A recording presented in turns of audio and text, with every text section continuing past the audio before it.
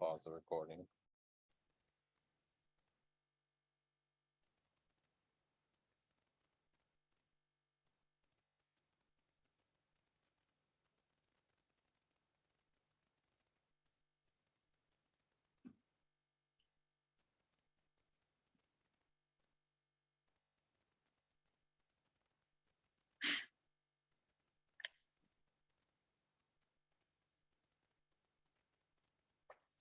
Hello, everyone.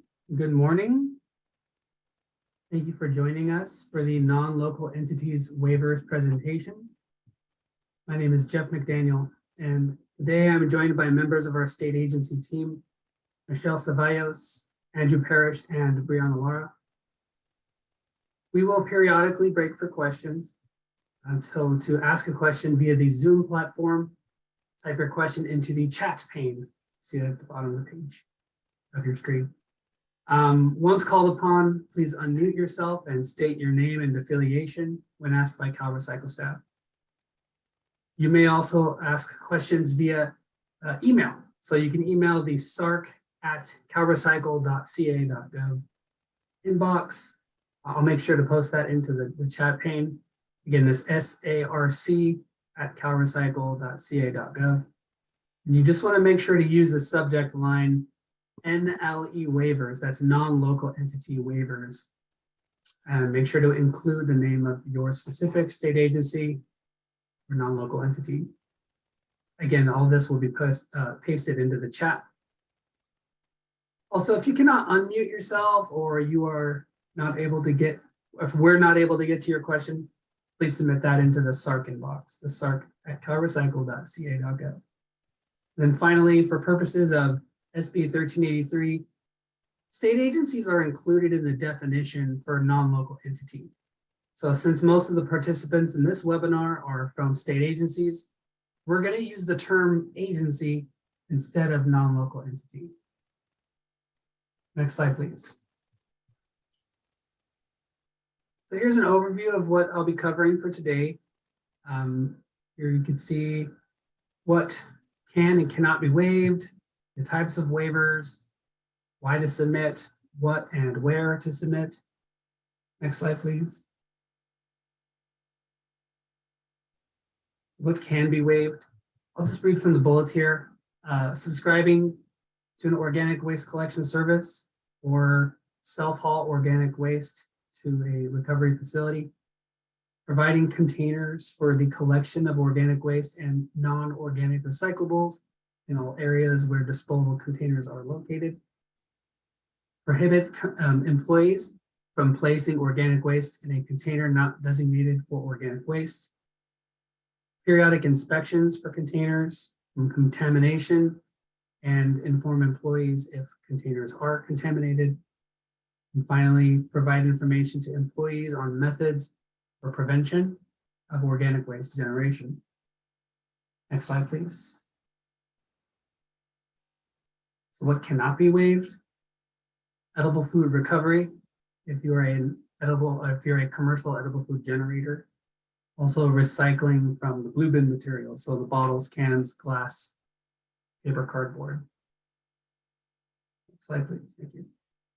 So the types of waivers that agencies can submit an application for include de minimis.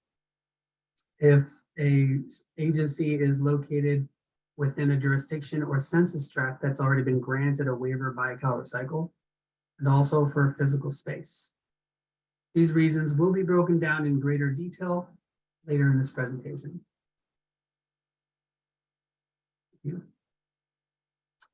So why to submit? Reasons for your agency that your agency may want to submit for a waiver from some or all of the organic waste collection service requirements of Article 5 for some or all of your locations or facilities, or in large part due to the agencies adopting a hybrid or mostly remote working environment. So the number of employees reported as employed by an agency may not be an accurate reflection of the number of employees working at a location or facility, which therefore, in turn, correlates to the amount of solid waste that is produced at a location or facility. A waiver is the documentation that your agency will need to support that organic diversion does not need to occur at an individual location. A waiver will need to be, a waiver is needed for each location or facility. So an agency cannot submit one waiver that will cover all of its facilities or agency as a whole. More detail on this process is to come as part of this presentation. And with that, I will ask if there are any initial questions. I can hand it over to Andrew Parrish. Again, this is instructions. I just want to give a quick reminder in case you came in a little late for how the question and answer session will go. To ask a question via the Zoom platform, type your question into the chat pane. Once called upon, please unmute yourself and state your name and affiliation when asked by CalRecycle staff. If you cannot unmute, we are unable to get to your question, please submit your question to SARC, S-A-R-C, at calrecycle.ca.gov. So with that, is there any initial questions?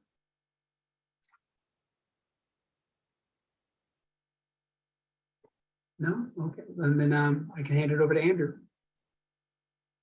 All right, good morning. My name is Andrew Parrish. I'm one of the leads here on the state agency team.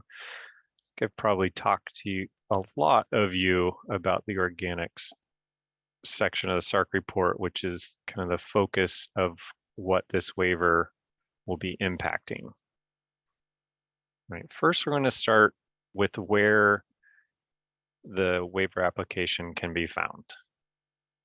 So it is on this web page here, and I'm going to switch over to the web page to show you that. So here is the web page. The address can be found up here at the top. And then I think we'll provide that in the chat as well for easier access. And then just as a note, we are recording this waiver webinar and we'll post it on our website as soon as we process the recording. And we'll send out a message of where it can be found for future reference. All right, so now that we're on the SLCP waivers webpage, if you scroll all the way down, I'll try not to go too fast to make you dizzy here. You're going to want to go to the non-local entities and waiver application section here as I'm showing on the screen. You'll click on application form. It'll queue a download. Open that, and here's the blank form.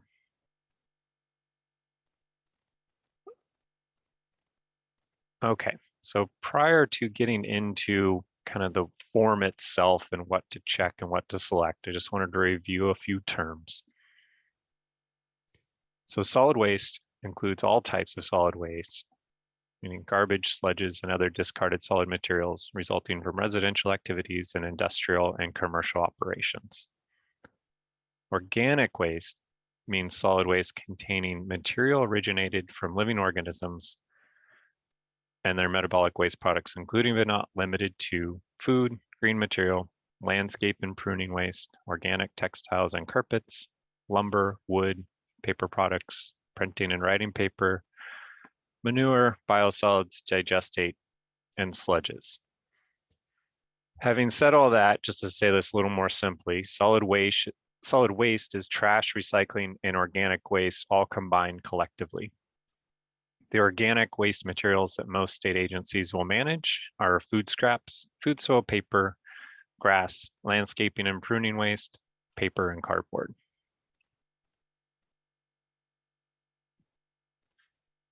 Okay. Here are the reasons that a waiver can be issued to an agency. There's three different options. De minimis, which just means not very much. And this is why I was kind of reviewing those terms of solid waste and then organic waste. So with de minimis, you're looking at your solid waste. And if you're generating 2 or more cubic yards per week or 2 or less, there's a different threshold. And just to kind of visualize what 2 cubic yards is a dumpster that's approximately 4 feet by 4 feet by 6 feet. And that's kind of combining all services. So you take your 3 dumpsters if you had it, or 3 carts, combine those all together to determine that threshold of 2 cubic yards or less than 2 cubic yards. And then we'll get into more specifics, but depending on that generation of solid waste, if you're producing no more than 10 or 20 gallons of organic material, you can submit for a waiver. The other reason would be if a non-local entity is located in a jurisdiction or census tracts has been granted a waiver, and we'll give you a resource for how you can figure that out, or how to ask us if you're trying to look for a specific census tract, or physical space, which would just mean there's no room externally for the organic materials, or containers for organic materials. Just one moment here, make sure I covered everything. Okay. All right, and so it will come back to the census tracts, but I think for a lot of you, it's going to be the DeMinimis options, which we're showing on the screen. So just really zoomed in on the form itself here and broke it apart into a few different sections. So the red boxes are signifying the options you need to select on the form. On the far left, those 2 boxes in their own column, you're going to select one of those options. And the way you determine which one to pick is based on that solid waste generation. So if you're 2 or more yards of solid waste, meaning trash, recycling, and organic waste all combined collectively, you select the top option. And if you're less than 2 cubic yards of solid waste, you select the second box on the left side there.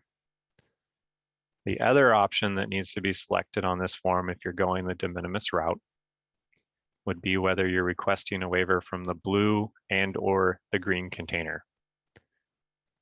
For most of you, it's going to be a waiver to the green container. I think there's going to be very few reasons to request a waiver from the blue container,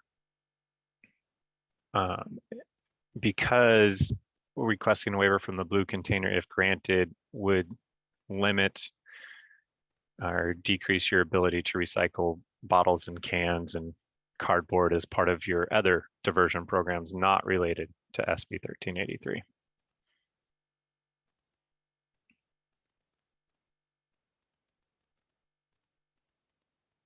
All right, so just to kind of recap here, if you're picking one of the de minimis reasons, you're going to pick one of the 2 of the checkboxes on the far left, not both. And then depending on which box you select, you also need to select whether you're requesting a waiver to the blue and or the green container.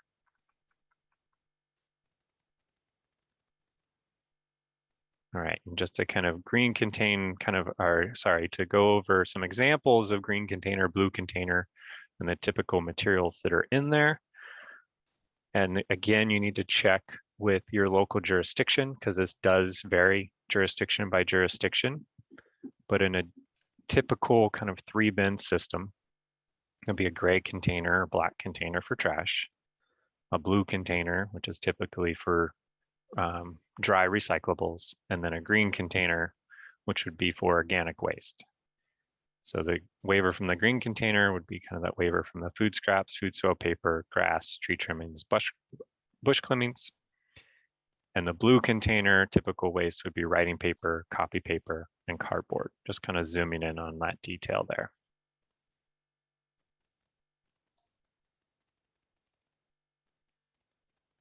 Okay, we're going to pause to see if there's any questions on the de minimis. There is one question from Joe Peterson. Can we select 2 options, i.e. de minimis and no room for containers? I think I'd ask you a clarifying question of why you would need to select both options. All right, Joe, I went ahead and unmuted you.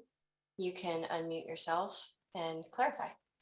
Yes, I was just wondering, for instance, if we had less than 10 regular building occupants at a building and there was no room for container, is there should we pick one option or the other, or does it matter? We just pick one of the 2? I think, sure, that makes sense. So I would probably go with the de minimis option. Okay. Because if you go with the physical space option, that does need to be verified by a licensed architect, engineer, or your hauler. So you need some additional supporting documentation. Okay. Okay. Perfect. That's Yeah. that So if you're, answers it. That's what I that's what I was kind of wondering. yeah, Thank you. yeah, if your primary reason is just there's not really any people there, for most of you, you're going to want to select one of the two de minimis options. Okay, great. Thanks. Any other questions? I don't see any other questions. When you're asking questions, you can ask to everyone or you can direct respond. I've gotten some direct messages, but you can also send to everyone if you want everyone to see them. And But just no- for the, no additional questions. yeah, and just to kind of clarify that, it would be beneficial to everyone on the webinar to pose those questions to everyone. Like if, for example, if you're sending the questions directly to me because of my screen share, I do not have that chat pane open, so I will not see it. So send it please to everyone if you're asking a question so that Brianna and Michelle can see it and we can answer it for you. All right, carry on now. Hold on, Andrew. Oh. Does anybody have any other, it looks like some folks only have direct, they don't have the option to send to everyone. So I'm not sure if that's a setting that we don't have correctly. I do have another question though. Okay. Okay, this is from CJ Roberts. How do we actually submit waiver form after we are done filling it out? Do we submit it to somewhere online or submit it to CalRecycle? I will get to that. Jumping a little bit ahead, I'll answer that question a little bit later. I also have another question. Does this have to be done every year? A waiver is good for 5 years once approved.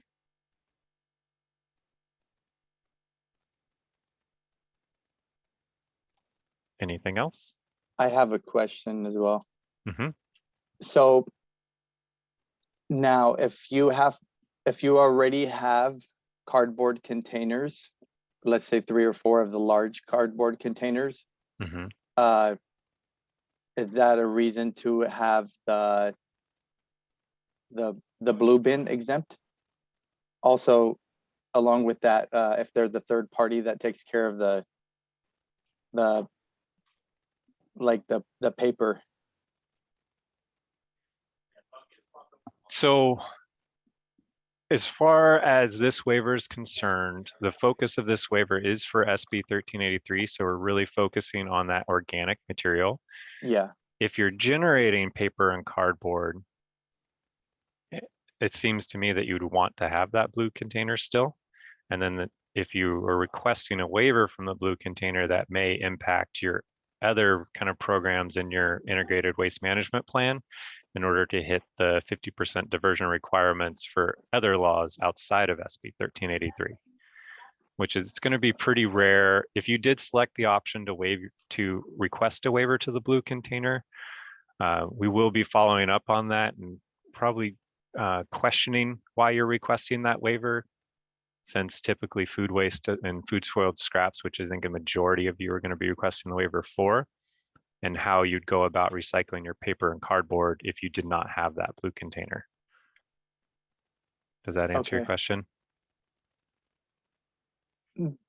Sort of. Well, so, but I'm saying also if you already have the large containers, the large like dumpsters for recycle. Mm-hmm. If you already have them, I wouldn't request a waiver for them. Since if you already have a program in place, you wouldn't be requesting a waiver from the collection. So I guess to kind of clarify this a little bit further, because I think a lot of you will fall into this category where you're leasing a building. And so externally, you may or may not have bins, and kind of the focus of what we're talking about today is the internal component within your agency itself. So you do need to provide kind of those containers for employees internally so that those materials can make it out to the external containers. And so if you're requesting a waiver from a blue container, that would really limit your ability to recycle kind of the bottles and cans that are generated. Okay. So I wouldn't probably request in most situations a waiver from the blue container. There are Okay, got it. exceptions, and we can discuss that kind of on an individual basis, but I think majority of you, the focus will be on a waiver to the green container, not the blue container. Does that answer all your questions? Yes, thank you. Okay. Anything else? Yeah, we have one more question. What if your location is in the low population waiver of a county and also in rural exemptions in cities? Do I have to do anything? Yes. So that's kind of, you can see on the slides, it's where we're going next, is if you're located in one of those jurisdictions that Brianna just mentioned. And the reason why you need to request a waiver is because internally, even though your jurisdiction may not be offering those external bins, we need that written documentation that you have a waiver on file to waive yourself from the requirement internally. So within your office to separate those materials into the appropriate bins. So I'll go into the details of that here in just a moment. Andrew, I have 2 more questions. Mhm. Okay, from Danny Miranda. Just to clarify, we have many different venues and vendors on campus. We would need a separate waiver for each location. Question. Yes, college campuses, is this what we're talking about here? Let me see. Danny, I'm going to go ahead and unmute you. Go ahead and clarify. Hello, yes, Cal State Fullerton. So yes, university. Yes, so we kind of have college campuses in a similar situation to completely blanking on it. Armed services bases, right? You have a kind of a similar structure where there's people living on site, you have some food options available, and then you have classrooms type settings. Yes. So there's multiple things. So in your situation, yes, we would need to know those locations for which you're requesting a waiver, because if you're serving food in a cafeteria, we probably wouldn't waive the requirement there because you're above the thresholds to request a waiver at that particular location. Yes. But if you had dumpsters kind of over by classrooms where food scraps, food soil, paper is not intended to be eaten, and you did qualify or were below those thresholds, then in that particular area of your campus, we probably would approve a waiver. So in your particular case, campuses are a little bit different. Would need a little additional information on if you had, I'm just going to make a number up, like if you had 6 locations with 4 of them being classrooms and 2 of them being cafeterias, there would be a situation where we probably approve the waiver for those 4 classroom locations, but not in the 2 cafeteria locations. Okay. Yes, So- we have several food venues, and that's where I was beginning all the collections. We already have one at the gastronome, and then I was starting with our auxiliary services. So I'm starting to spread it out among Carl's Jr. and all that other stuff where I'm beginning the program with them now. Mhm. But my big question is, and no one's really answered it for me.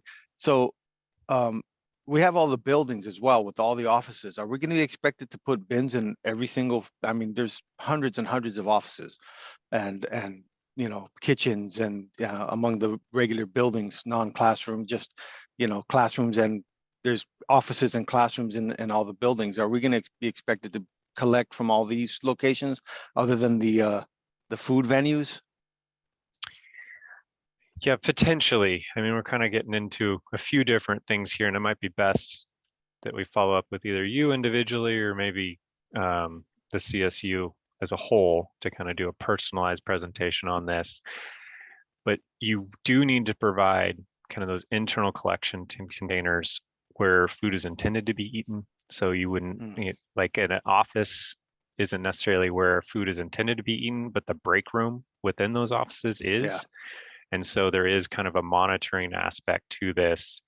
And again, you kind of be measuring to see if you're above or below the threshold based on your solid waste and organic waste generation to see if you qualify for a waiver at that location. All right. That's down the road though, right? You're concentrating mostly on the large food generators right now, right? Not necessarily. Necessarily. So I'm just going to back up here just a moment.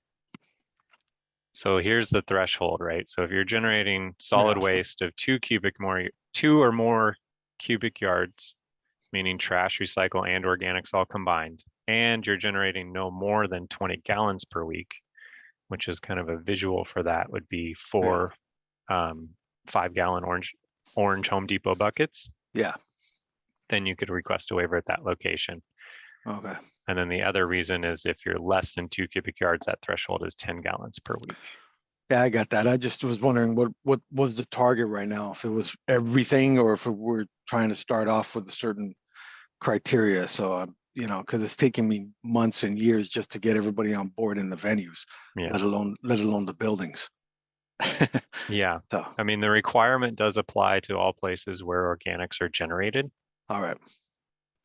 All right. Well, yeah, maybe a separate clarification down the road, like from you guys, a separate session would be good. Thank Yeah. you for taking the time though. Of course. Appreciate it. Thanks. Thanks, Danny. I will go ahead and I have that in my notes to follow up with you later, okay? I have one more question, and I apologize if I do not pronounce the name correctly. Kapua Kahanoku. The question is, if we only have 1 or 2 people in our office at any time each week, can we submit a waiver for any recycling? Now, recycling, are you talking about bottles and cans, or are you talking about food scraps and food soil paper? All of it. So again, just to kind of go back to those de minimis amounts, yes, you are allowed to request a waiver from blue and or green containers. The green container typically is going to be the one you're going to request a waiver for, because that will be the food scraps, food soil paper, and it's focused on your generation amounts. So it's all solid waste, trash, and recycling combined. If you're at 2 or more cubic yards and generating no more than 20 gallons of, in this particular example, food scraps, food soil paper, you can request a waiver to the green container. If you're generating no more than 20 gallons of the paper and cardboard, you can request a waiver to the blue container. But by doing so, you're also kind of signifying to CalRecycle that you will no longer be recycling bottles and cans, which may impact other laws that you need to be compliant with and impact your integrated waste management plan that was established probably back in the 90s or early 2000s. So by requesting a waiver to that blue container, while you are allowed to, may impact your state agency as a whole to be compliant with all the laws that apply to solid waste collection and recycling. Does that answer your question? Yes, thank you. Okay. And I believe, Brianna, do you have any other questions at this time? I don't have any additional. That was it for now. Okay. The next option that you can request a waiver is if it says non-local entity, but again, just to kind of reiterate what Jeff said, state agencies are a subset of non-local entities. It's just kind of how you're categorized within SB 1383. So if you're located within a jurisdiction or census tract that has been granted a waiver by the department, meaning CalRecycle. So the way you can see that, just to show you where that link is going to here. So if you navigate to this website that we'll post in the chat, the waivers/approved, it shows you the jurisdictions which either have a low population waiver, a rural exemption, or an elevation waiver. Now you'll see as I scroll through here, just to give you a general sense of already approved jurisdictions, that the census tracts are not present here. So if you need information on a particular census tract or whether or not you fall within a census tract that has been granted a low population waiver, reach out to us at sarc@calrecycle.ca.gov. And we'd be happy to provide that assistance to determine if your particular site or sites is located in a low population census tract. If it's in a rural exemption in a county, you don't need to go down, you don't need to reach out to us if you're located within one of these counties on the screen. And then the elevation waivers only apply to the waiver from food waste and food soil paper, not other organic materials. And then just please reach out to us if you have any questions on that. And I'll go back to this slide now. So the state agency again, state agency team, sorry, is SARC at calrecycle.ca.gov.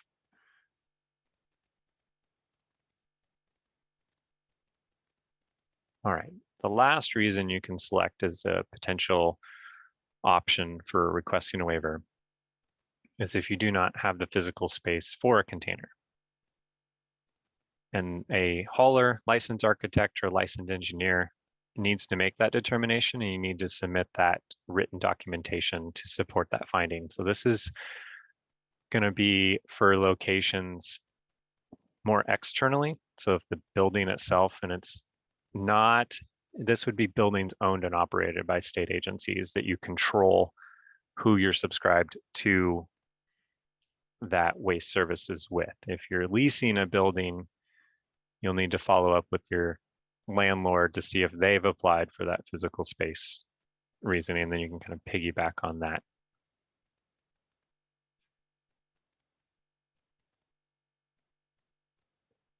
All right, I'll pause again to see if there's any questions on the physical space or the low population or rural, if you fall in one of those jurisdictions. I do not have any questions. I have one question. I'm sorry, your name isn't on there, but S140173, I'm gonna unmute you if you could please ask your question.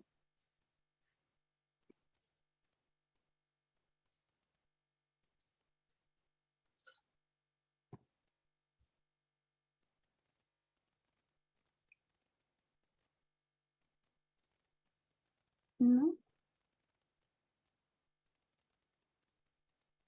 Are you there? You want to read it and see maybe if we can answer most of it for him? Yeah. Oh, the microphone is not working. It says, what exactly am I supposed to be doing if I'm in two different categories? What am I supposed to be doing? But I assume that this question will need to be answered more directly via the SARC inbox. Yes. So if you want to submit your question there, then we can get a better answer for you. Yeah, we'll probably need to follow up with you, get some specifics on what you're talking about there. Anything else? Nothing from me. Okay. Nothing for me. Okay. Now we're going to focus on what you're requesting a waiver from. So this is page 2 of the waiver. There's 6 options here. I think for most of you, you will probably be requesting a waiver from all 6 reasons. Let's start at the top left and go left to right and then down at the bottom. So the first option there, subscribing and complying with requirements of jurisdiction organic waste collection service. Sorry, give me just one moment. You'd be selecting this option if your agency is requesting a waiver to subscribe to the jurisdiction or haulers collection service. You will also likely need an approved waiver as documentation for the jurisdiction and or hauler for why you do not need to subscribe to mandatory service.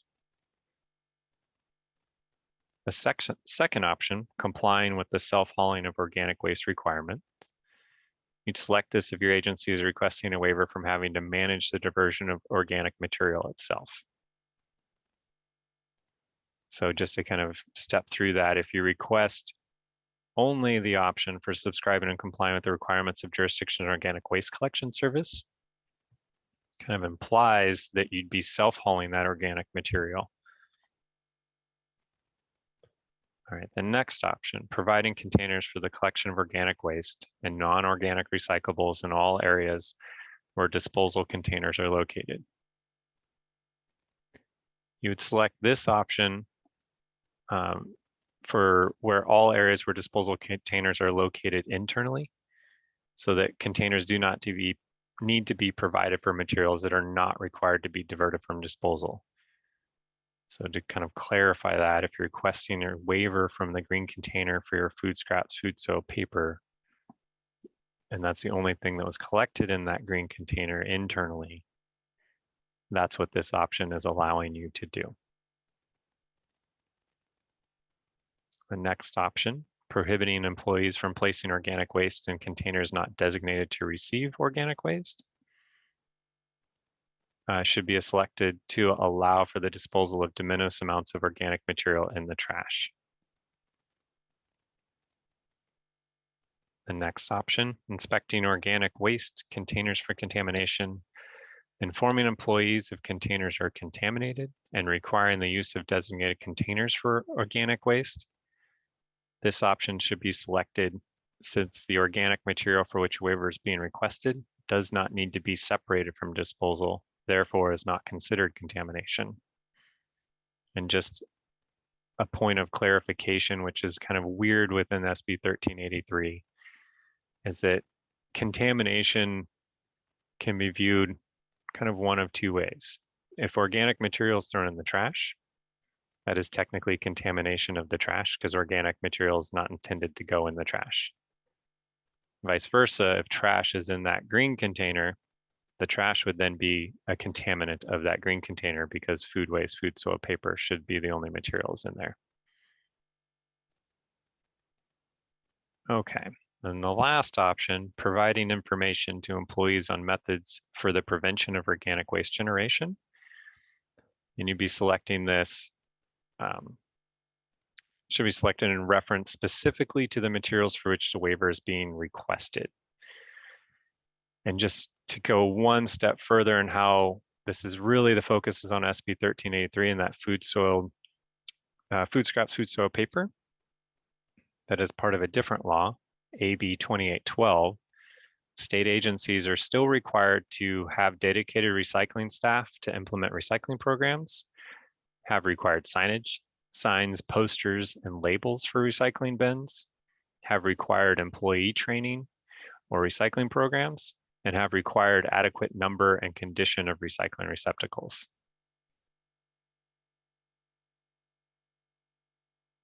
And this would apply for all the materials that are still diverted from disposal and being recycled.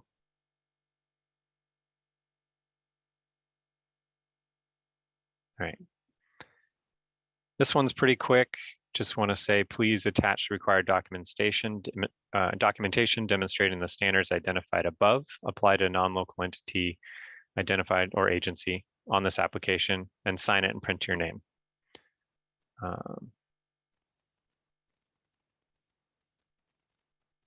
This just is going back up to the top of the form that we want to break down. Now that we've recovered the requirements, we want to tell you how to fill out this top portion, especially if you're submitting for multiple locations, to make it easier on you to submit an agency, and then also make it easier for us to process as well. So the top one, entity name and address for location, which a waiver is being requested. And if for multiple facilities, write the state agency name and then multiple locations, see attached, as kind of documented there. And then provide the contact information for the person completing the application so that we can follow up with if we need to.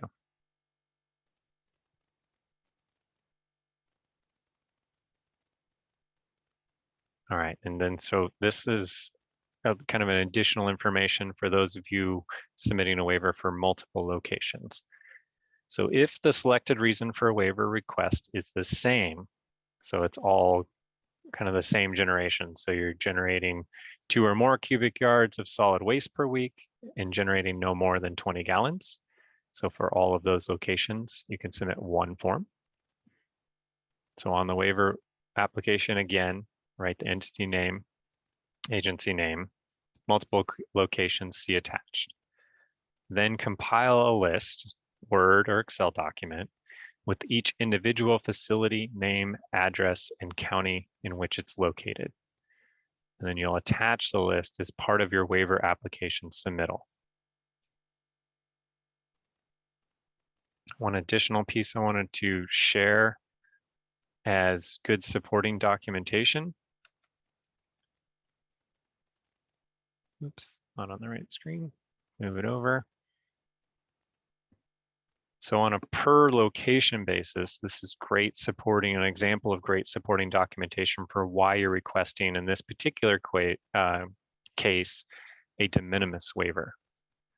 So the highlighting there is just, you would be putting in the specific facility for which your documentation is based on. And then kind of a breakdown, which I think applies to a lot of us now that we're in a remote environment. And I won't read the details there, but we'll have this as part of the slide deck that we post online once the recording is available as well. Just kind of helps give us that additional information that, and how it kind of relates back to your SARC report, that while you've reported that there's, in this case, 69 staff employed at this office, there's only 3 of those 69 that are in the office at any one time, and then therefore generating a de minimis amount of material.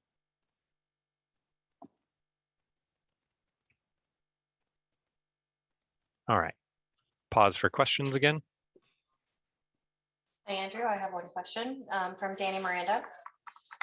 What about lack of personal resources to collect the organic waste? That is not a valid reason to request a waiver.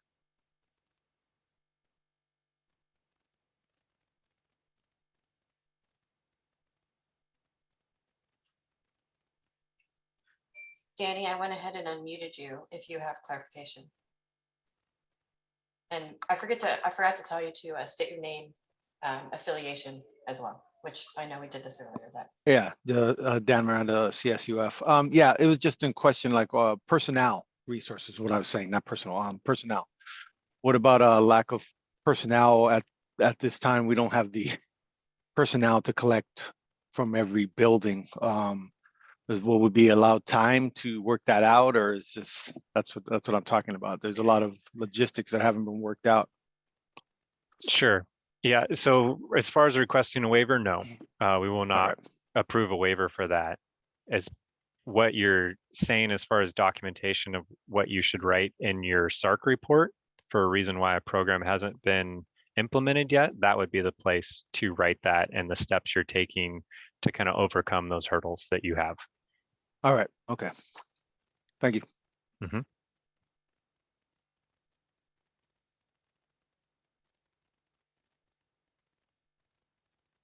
Anything else? no more from me. All right. We're about done here, and we'll have kind of an open Q&A at the end too. You can go back to anywhere. All right, the last piece, where to submit. So once you've compiled your complete application package, which is going to be that waiver application form, for those of you with multiple facilities, the list of locations or facilities the waiver request is for. And again, you can only do the multiple locations waiver if they have the same reason. So it's either the one of the 2 de minimis options, they're all located in a jurisdiction that has a rural exemption or low population waiver, or if they all have a physical space and you have the additional documentation from a licensed architect, hauler, or engineer that there's no physical space. Right, and I know we've been saying the SARC address a lot, but waiver applications need to be submitted to slcp.organics@calrecycle.ca.gov.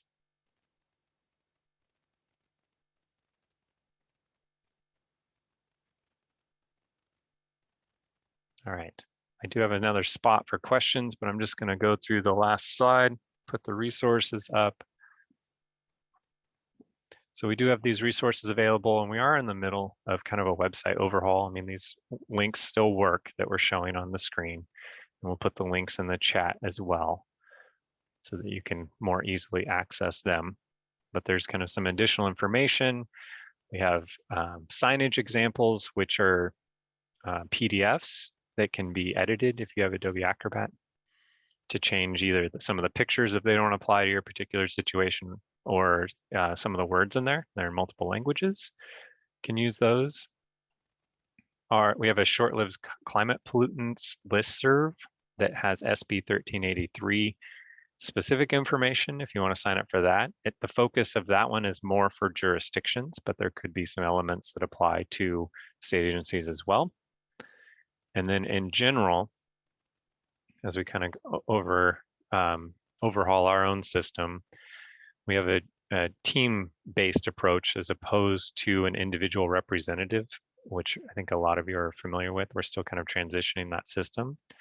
But if you have any additional questions after this webinar or just need help on something else, please email sark@calrecycle.ca.gov.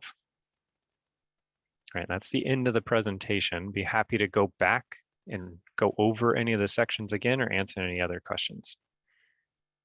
I have another question, Andrew. From Jay Guto, for a small office generating very little organic waste, which waiver requirement section should be marked on the request for waiver application? So I'll go back, and actually it might be, let's go back. Sorry, find it here. All right.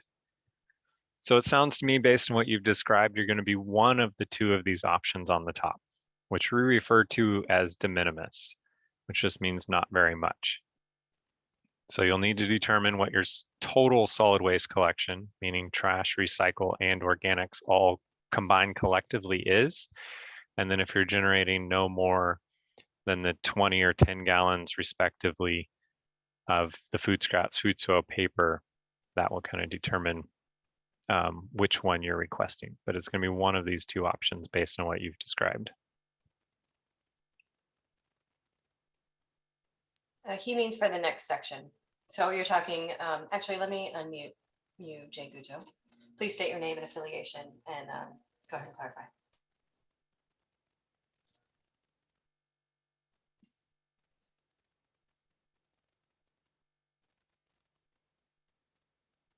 All right, I'm assuming by the next section, we're talking about the second page and these options.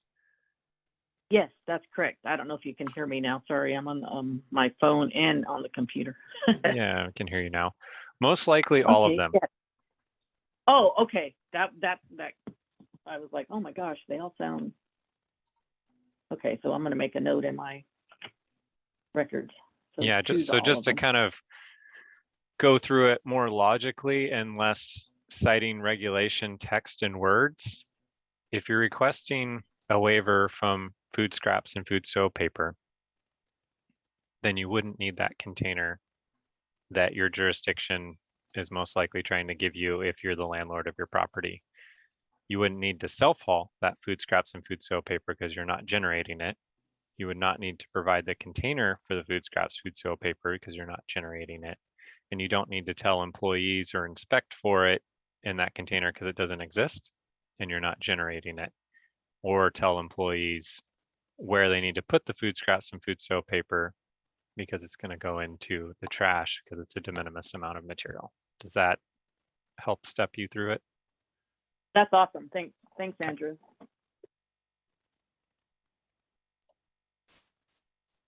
Andrew, I have another question. Mm-hmm. So when you're saying solid waste, you're referring to trash, recycle, and what else? And organics. And organics. Okay, so we have to have less than 2 cubic yards of all those combined in order to qualify for the exemption? No. It's just determining the threshold for how much of the organic material for which you're requesting the waiver for, you can generate and still qualify for the waiver.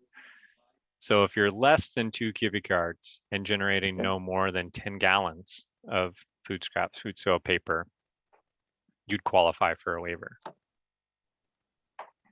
Okay. If you're generating 2 or more cubic yards of solid waste and generating no more than 20 gallons of that food scraps, food soil, paper, you can request a waiver.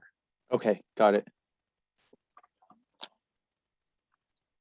Sounds good. Thank you. I have a question here from Phil. an option if you don't generate that much for either green or organic. I'm gonna unmute Phil. Please state your affiliation and clarify your question.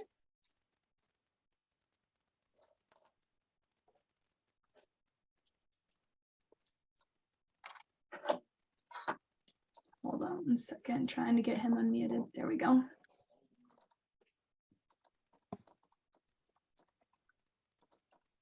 I'm with the Office of the State Public Defender. We don't generate that much. We're pretty much electronic with about 90% of anything that we do with the courts these days. So we don't generate that much for either. And we have maybe 15 to 20 people that come in our 2 offices between Oakland and Sacramento. We don't come close to 10 gallons. Yeah, so the focus of this waiver is on the organic material. And so I hear you that you're not generating the paper, but if to just focus on that blue container, if we granted a waiver on the blue container, that's also kind of eliminating your ability to recycle bottles and cans that I know they're generated in small amounts, but it's going to impact other kind of programs that you've identified in your integrated waste management plan for how you're going to meet the 50% diversion requirement from landfill disposal. So that's typically why the blue container would not be waived.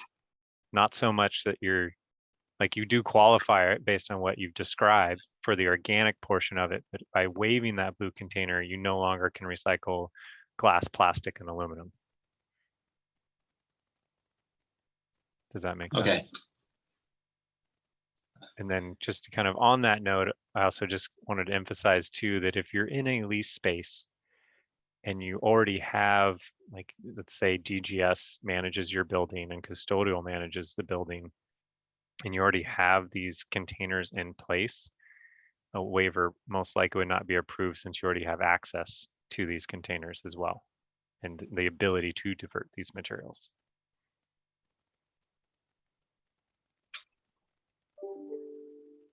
Andrew, I have another question. Mhm. From Ann Allen. Does the applicant need to be the recycling coordinator?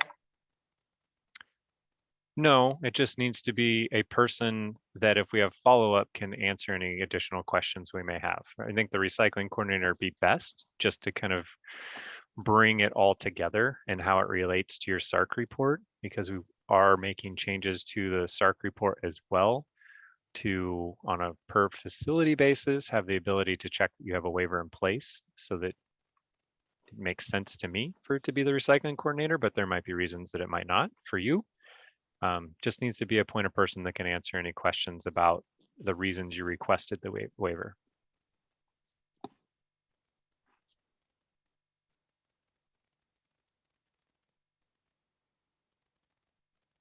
Okay, I have another question from Melita. Please unmute yourself and state your name and affiliation and ask your question. Melita DC with Cannabis Control Appeals Panel. We lease our office space from a non-state entity that is also not maintained by DGS. They do collect trash and recycling. And I want to apologize in advance if this has already been addressed. I've been having some technical issues. So how do, there's only 5 of us in the office space at any given time. Are we required to submit a waiver, or do we contact management regarding it, building management regarding it? Well, you asked a lot of questions. So I'm sorry. yes and no, you're good. So I'm just going to say yes and no, and then I'll step through them. So this is a very common question. And it's also kind of a point of confusion, really, because it doesn't quite make sense. So this waiver, if you are in a leased building, whether it's DGS or private, you are requesting a waiver for you as a state agency internally to not be required to divert these materials. Okay. As far as that external component is concerned, in your particular case, since you have a private landlord, it sounds like the jurisdiction will be following up with that private landlord and requiring that they have that external container for you to place materials into. So if you are generating materials that you do need to divert and you do not qualify for a waiver, you'd want to follow up with your property manager to see when you will be getting a container. Okay, Or you can contact, the hauler, or submit a complaint to us if necessary for that particular location, and we can follow up and kind of help to see Oh. what's going on, either push on the jurisdiction or push on the hauler, or push on the private landlord to get Okay. those services in place for you. But this waiver and what you're saying is internally, we do not generate these materials or generate them in a de minimis manner. And therefore, internally, we do not need to collect these materials. Got it. Okay. Did I answer all your questions? Yes, yes. And I'm assuming since all the tenants within the building are state agencies, that building management is on top of their portion of it. Yeah, it gets a little weird when in these situations, and confusing, quite honestly, about what is specifically the state agency's responsibility. So what we're talking about here, because we know you don't have control over that external container, but we're talking about like in your suite, in your office, in your break room, you're requesting a waiver from having that green container service for food scraps, food spoil paper for your agency specifically, Okay, because you generate a de minimis amount of material. perfect. I think I can wrap my mind around. Thank you Okay. very much. I appreciate it. Yep.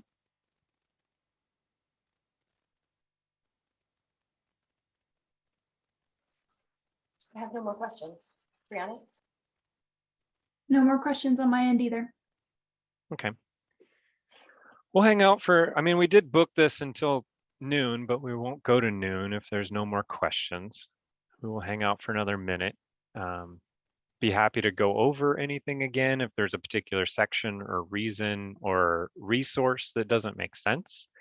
If it's just general questions, be happy to answer those. I'm going to go back to our very last page here just to provide resources and how to contact us if any questions come up in the future. Andrew, I just got another question when you're done. Okay, go for it. Oh, sorry. Jay Mart, is there a public list of properties that have waivers? We have several private commercial landlords who claim to have waivers, but have not provided proof of waivers. So if it's I'm just going to call them commercial businesses. So it'd be kind of a non DGS owned building. So if you have a private landlord, they're a commercial business. In those cases, those waivers are issued by the jurisdiction itself, not by CalRecycle on a business by business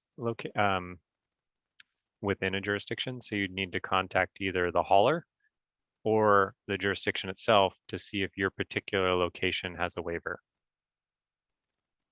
But I think even if they do, and it's not a rural exemption or low population waiver, you're still going to want to submit a waiver to us for your agency to waive you from the requirement to have the internal collection containers.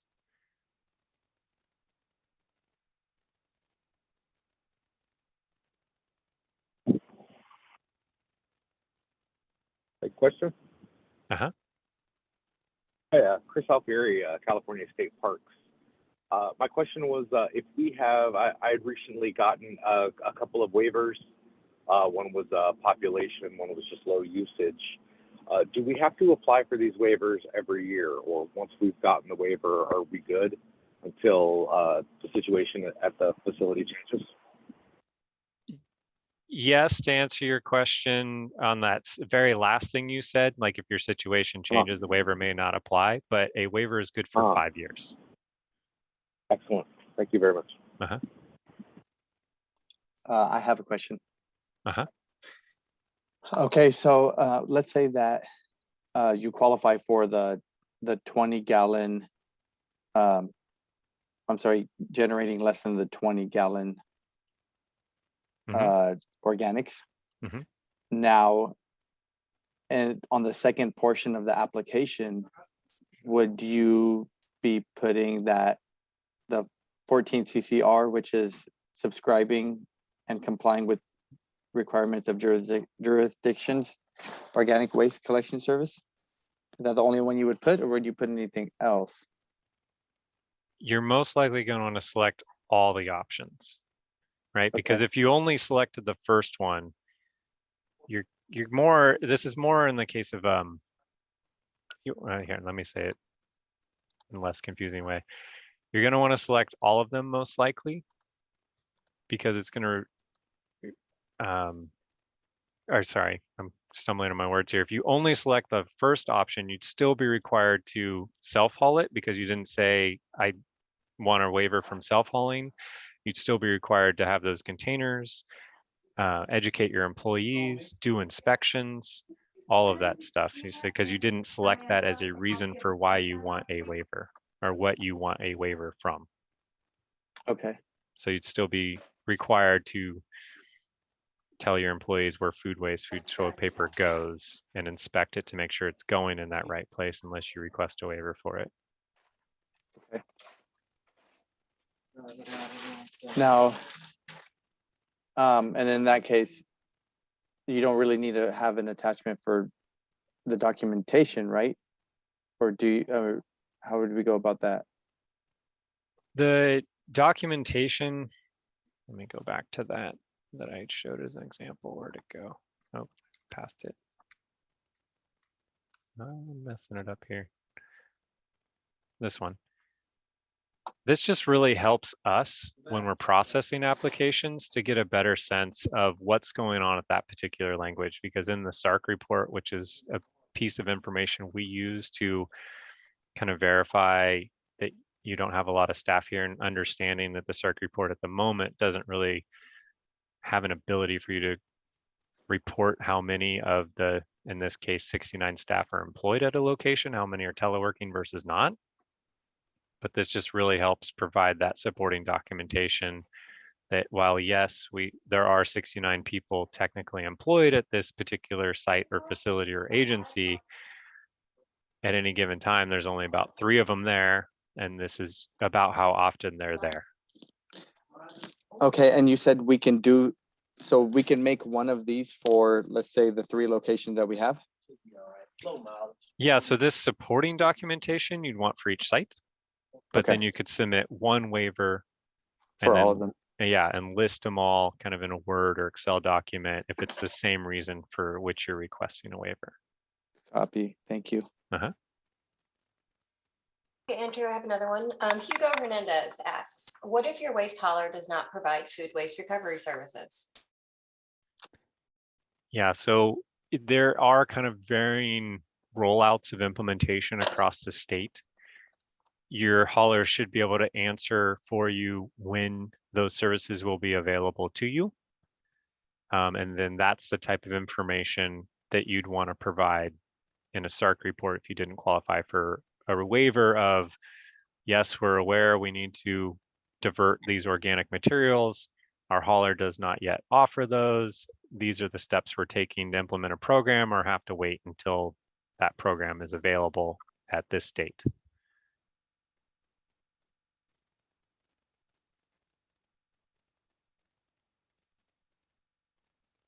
Okay, I have another question from Jay Hart. Can you please go over the contamination again? Sure. I guess if we can unmute them, just to ask a clarifying question. Are you asking like what is contamination in each type of container?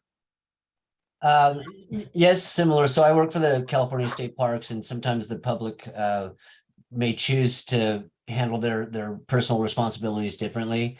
And so I just wanted to get clarification on what you were saying as far as contamination. So if a person is throwing their food scraps in with their recycling, even if there were to be separate containers, what were you saying about the contamination for all of the difference between the scraps and in the recycling? And I missed portions of that. Sure. Yeah. Yeah. Unfortunately for state parks, yes, that would be a problem.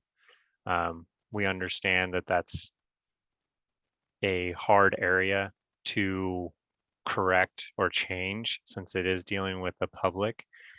And I think because we've talked to a few of the state park districts about this, and it might be best to have kind of a all state parks conversation or meeting for options, I think, which would be better to implement to meet the requirements of the law, since you probably don't qualify for a waiver, and also handle contamination issues. But yeah, technically food waste in the recycle, the blue container would be contamination. And then vice versa, like bottles and cans in the green container would be contamination. And most likely your hauler would be sending you letters of, hey, there's too much contamination in here. We're not going to be able to take this material, process the material, need to reduce the contamination. And I think it'd be best if we have kind of a follow-up conversation on that, on different options, because I want to keep the focus on the waivers for this particular webinar, but we'd happy to provide you additional information on solutions for your particular case. I'd be grateful for your time and assistance on that. And you know, we take our responsibility seriously as far as recycling it, you know, everything we can, but we don't want to take a problem and make it worse. So Yeah. I appreciate your time. Thank you. Which district are you in? Bay Area. Bay Area. Okay. So We'll it's a huge district, and as you were scrolling through the geographic areas, I didn't see any of ours. However, it's, you know, it still is important to us, but we have a number of challenges with the public. Yeah, state parks is in a very challenging situation. Thank you. Mm-hmm. Okay, we have another question from Robert Benetti. How should reporting be done with two different state organizations that share a building? Reporting or waivers?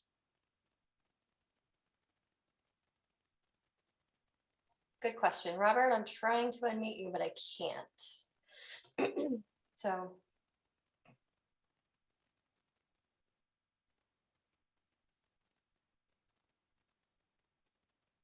I mean, the focus, I'll just continue talking until we can get you unmuted. Yeah, I don't know that I can unmute. Robert, if you just put it in the chat. So the focus of this webinar was on waivers. And so this would be for an individual state agency to waive if they're not managing a property, which it sounds like you're in that case. You'd be requesting a waiver from your internal responsibility as your agency is required to do so for its employees for the separation of organic material from trash.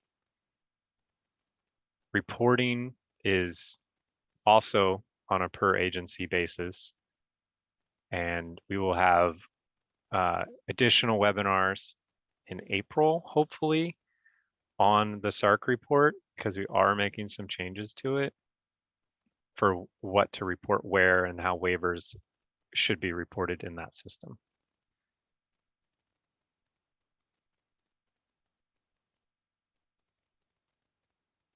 Okay, so Robert says, so the building managers handle this waiver?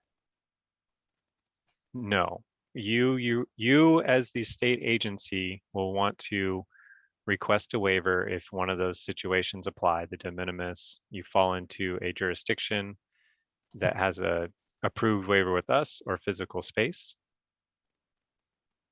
If you are trying to implement services and your property manager is telling you no, or if your property manager is DGS, more in the case of DGS, they seem to have most of their buildings implemented with programs in place already based on the ones I've talked to. But if that's a situation you need assistance with, you'd reach out to us in that specific situation, and we can provide assistance for how to address that conversation to get services implemented at that location with either your private landlord or DGS.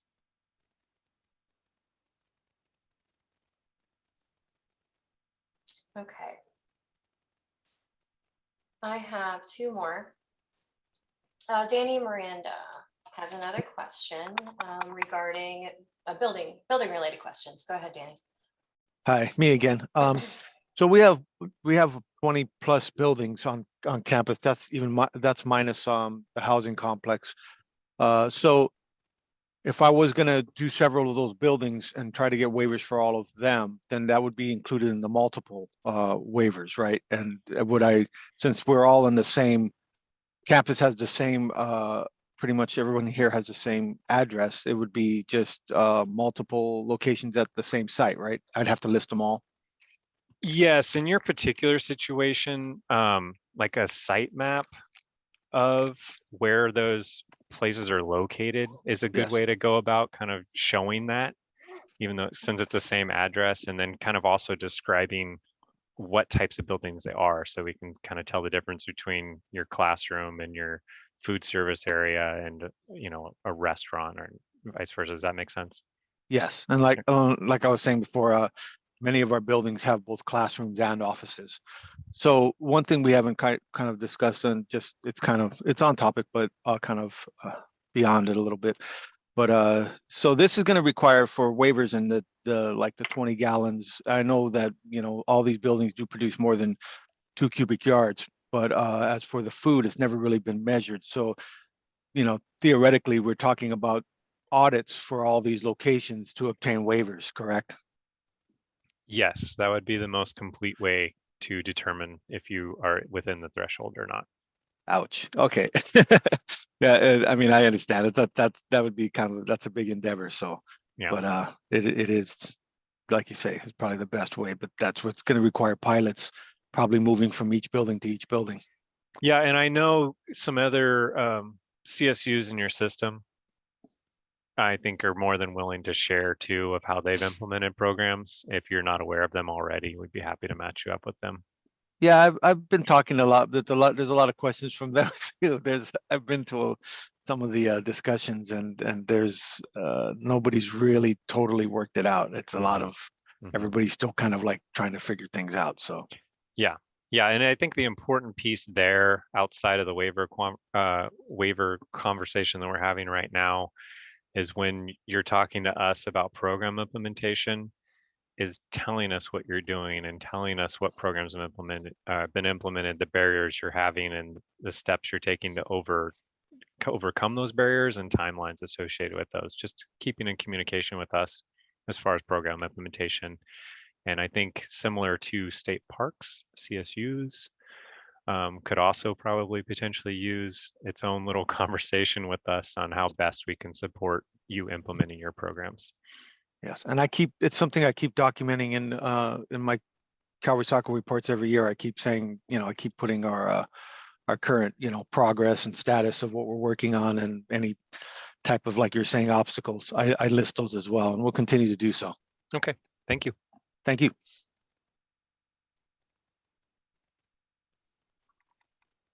I have no additional questions at this time. Actually, one just came through. Brianna, do you want to do that one?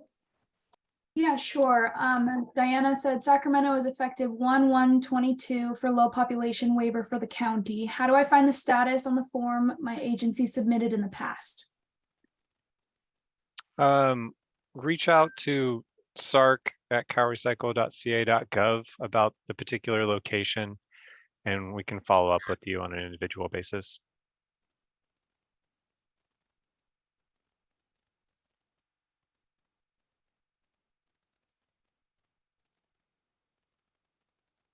I think that's all we have right now. All right, well, they kind of keep trickling, so we'll hang out a little bit longer until that trickle stops. Just go back to our resources in case you need to contact us or looking for any education outreach material.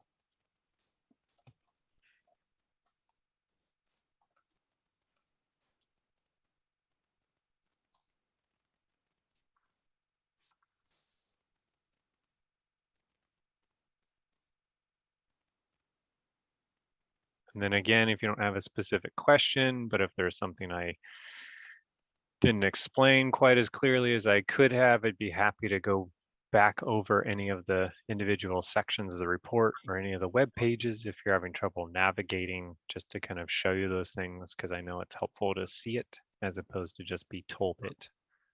I have one more question. When are the waivers due? Are there any specific timelines to submitting waivers? There's no timeline. Waivers can be submitted at any time. I would recommend submitting them as soon as possible so that we can process them prior to the SARC report being due May 1st of this year. And that way, in some of those sections that I've kind of been briefly mentioning, you can speed up your reporting by saying you have a waiver for a particular location. And we'll go into just to kind of plug it one more time, we will be having additional webinars once the revisions to the SARC report have been made prior to May 1st to kind of talk about some of the new functionality and how to report on specific programs, especially if you have waivers or in a remote environment.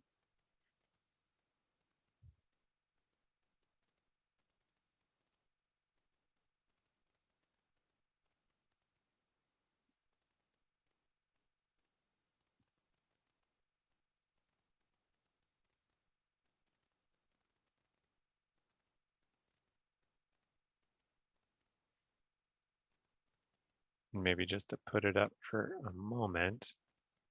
Here's the form as a whole. I know it's kind of probably difficult to see that in the slideshow just because we kind of chopped and zoomed in on particular sections and went a little out of order. But you will start with filling out, you know, the location or locations and the contact person in the first part. Selecting the options on the bottom half of page 1. And then page 2 has the requirements for which you're requesting a waiver. And just be sure to sign it and attach any additional documentation as part of your waiver submittal. I think I'll give it until 11:20 if we don't get any more questions, and then we're going to end the webinar. I have one more from Hugo. His question is, since our waste hauler is not ready for the collection of food waste, do I need to submit a waiver? Well, potentially. So no, if you're not if you're generating material and required to divert the material, but if you're generating a de minimis amount, maybe, or if you're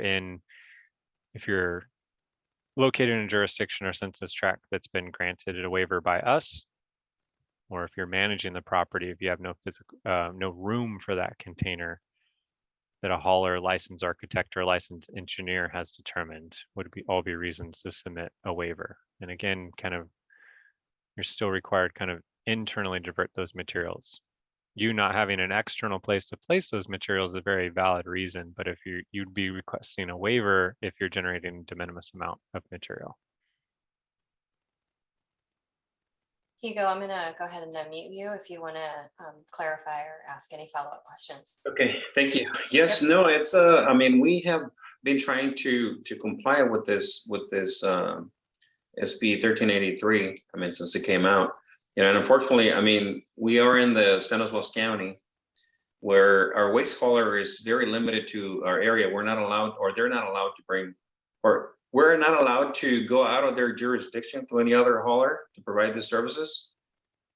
Because the San Luis County has a jurisdiction in between like Turlock, Modesto. So I know that there is waste management that contracts out in our next county, which is the Merced County, but they're not allowed to come into our area because this is the jurisdiction of Turlock Scavenger. So to this point, I have been contacting them for a while, and they're not ready to collect food scraps or food waste. You know, and I know, I mean, the state, every time that I submit the SARC report, you know, our representative is always on top of it and is always asking me, you have to do this. But, you know, like you just mentioned earlier, I mean, it doesn't do us any good for us to collect any food scraps if we don't know, or we don't have a place to dispose of them. I mean, other than that, everything else when it comes to recycling with cardboard,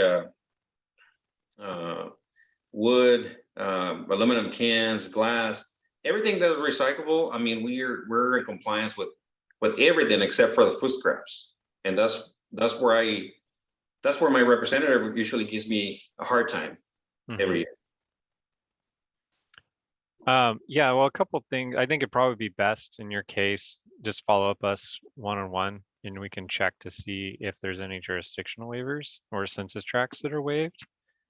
I don't know if off the top of my head, I feel like there's a couple in Stanislaus. I might be wrong in that statement, but I feel like there's a couple. And so if you're located in one of those, that could be a reason for services, but just keep doing what you're doing, right? And saying our hauler does not offer these services yet in your SARC report. And just because that shows that you're trying to make progress and that you have a barrier that's a little bit out of your control to overcome. And we're also aware kind of on the jurisdiction end of things on program implementation as well. So as long as those match up, you should be fine. So do I need to provide proof that I have been in contact with them?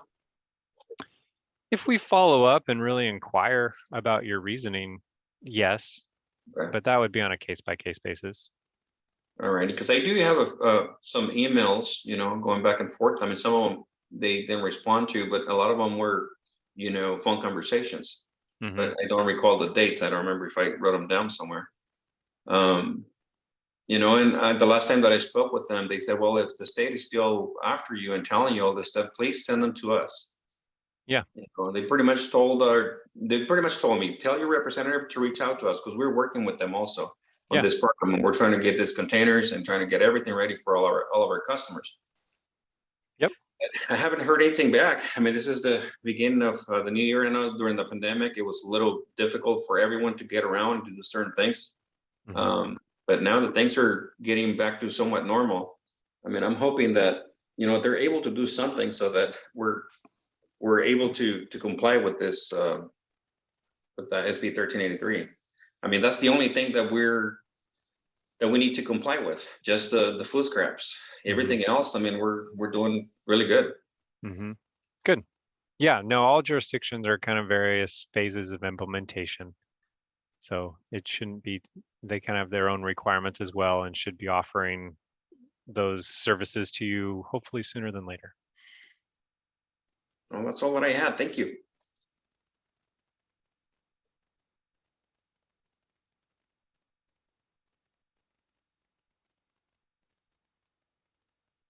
All right, I'll give it until 11:25 since we keep having a little bit of a trickle here. But if there's no more questions, we're going to sign off early.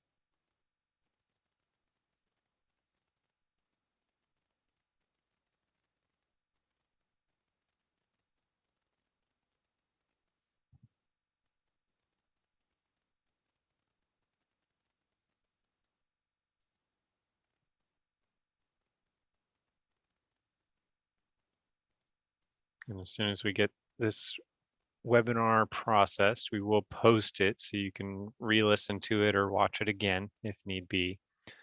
And then we'll also make the slide deck here that we used available as well, so you can get to any of the links associated with it a little bit easier. And we'll send out a listserv message to your recycling coordinators as soon as that's available and where you can find it.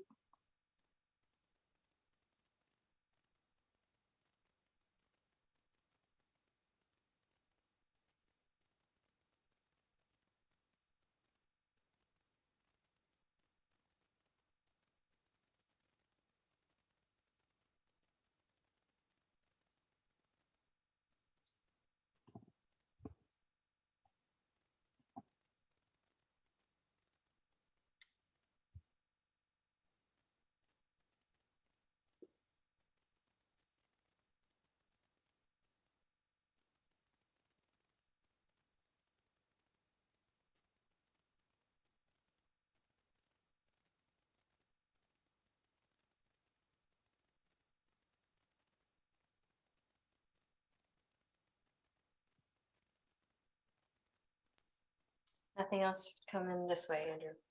All right, we'll give it one more minute and then we'll sign off for the day.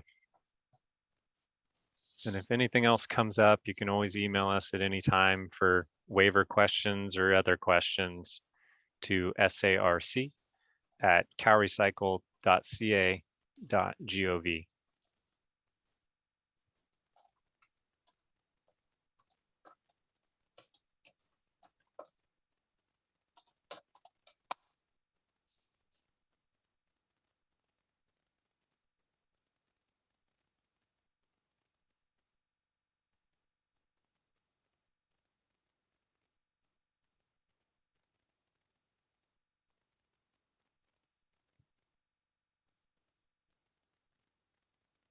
All right, I'll check in one more time. And just to check to Jeff, did we have any questions come in through the SARC inbox?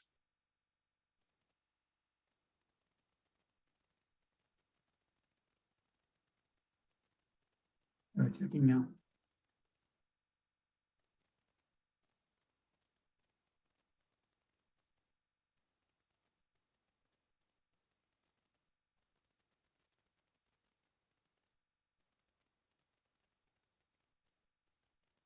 All right, once we verify that there's no more questions in the email inbox and the chat, we're going to go ahead and sign off for the day. Our computer's running a little slow, pulling it down. And Alan asks, does the applicant for the waiver need to be the recycling coordinator? Yeah, I think we answered a similar question like that, but I'll just say it one more time. No, it does not need to be the recycling coordinator. It just needs to be a contact that if we have additional questions, we'll be able to answer any additional questions based on the waiver application. I would recommend it be the recycling coordinator just so that they're aware of waivers being submitted, and then it also should allow them an easier time to the SARC report when that comes around with the changes we're going to make to report waivers.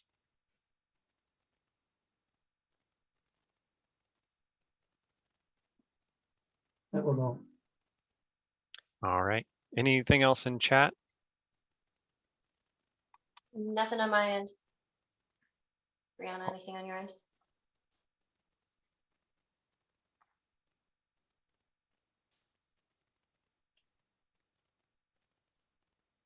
Seems good.